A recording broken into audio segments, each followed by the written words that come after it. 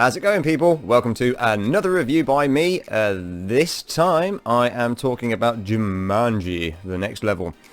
So yeah, my usual thing, brief synopsis, quick review, then spoilers, okay? So, brief synopsis of this, yeah, it's a continuation of Jumanji. This is the third film now, so now Jumanji is a trilogy. Yeah, it's a continuation of the story, directly really. Following the characters of Spencer, the fridge, his friend Anthony, Bethany, and Martha, who were the four teenagers that got sucked into Jumanji in the second film. Spencer, they're all gone off to college now, and Spencer is having some issues with himself. So he goes and tracks down the broken game and fixes it. Well, tries to fix it, and in doing so obviously gets sucked back into Jumanji. Then it's down to Anthony, Beth and Martha to try and help him out, but Spencer has his granddad staying with him, and his granddad's friend comes around to visit, and Jumanji, being Jumanji, has a mind of its own and things are different.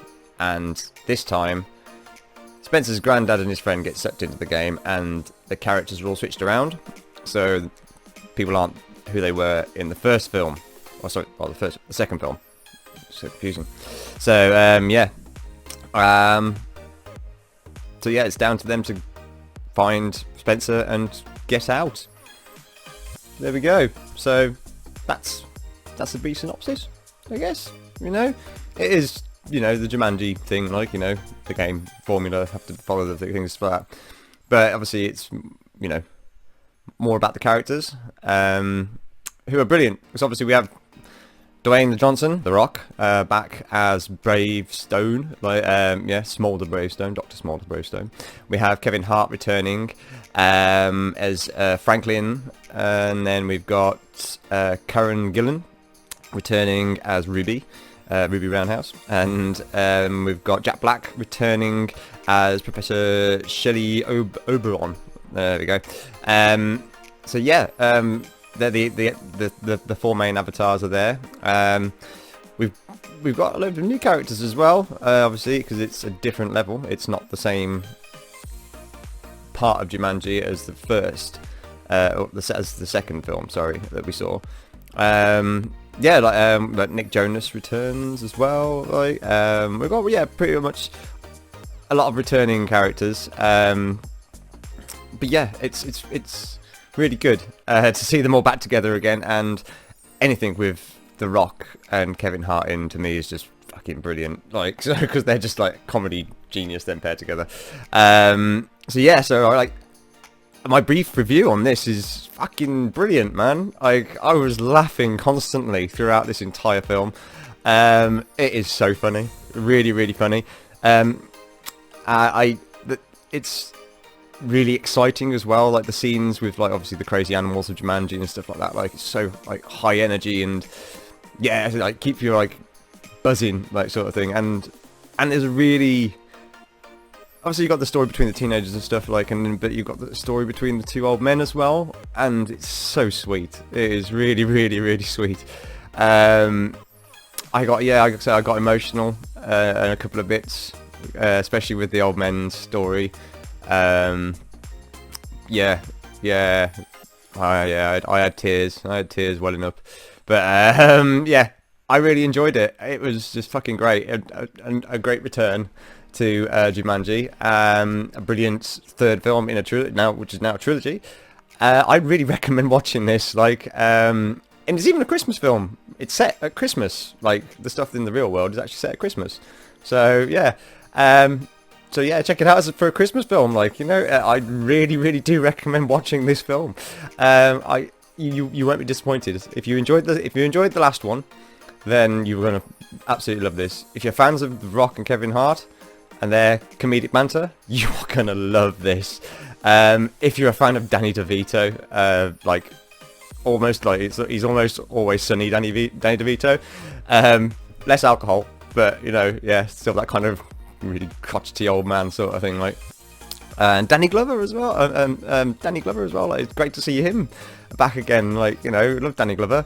So yeah, recommend. I really, really do recommend that you go and watch this. It's really, really fun. You won't be disappointed. It's a definite crowd pleaser. So yeah, there we go. Thank you for those who don't want spoilers for joining up to this point. I really hope you enjoyed the review there. Like, I really hope you go and see this film. I hope you're subscribed, I hope you're liking the videos, and I hope that you're feeling great. So from here on then, I'm going to go into spoilers, so thank you again, and spoiler freaks, here we go. So yeah, right, so obviously yeah, I said about in the synopsis that Spencer goes back and has some issues, because he's not the most confident lad and stuff like that, like, and so him and his relationship with Martha kind of broke down a bit when they moved apart, because obviously they went to different colleges, so long distance relationships obviously been difficult and stuff, so he had a little bit of a breakdown, and brought back Jumanji. Yeah, and like I say, obviously but things are different this time, because the game's broken, it's in pieces, like, you know, so when it doesn't even give them a chance to select their avatars this time, like, it literally just, like, they activate it and it's like, uh-oh, it's sucking them in. And so they get pulled into the game, and this time around, well, the only one who actually gets to stay in her own body is Martha. She becomes Ruby again, like Karen Gillan, and then the Fridge, who was Kevin Hart before, who was in Kevin Hart's body before, he ends up in Jack Black's body, so he's the professor then, and then in The Rock's body, in Bravestone, and in Kevin Hart, Franklin's bodies, you get Franklin is Danny Glover, and then The Rock is Danny DeVito, and oh my god, The Rock and Dwayne Johnson and Kevin Hart's like old man impression, they fucking nail their impressions of Danny DeVito and Danny Glover, to be fair.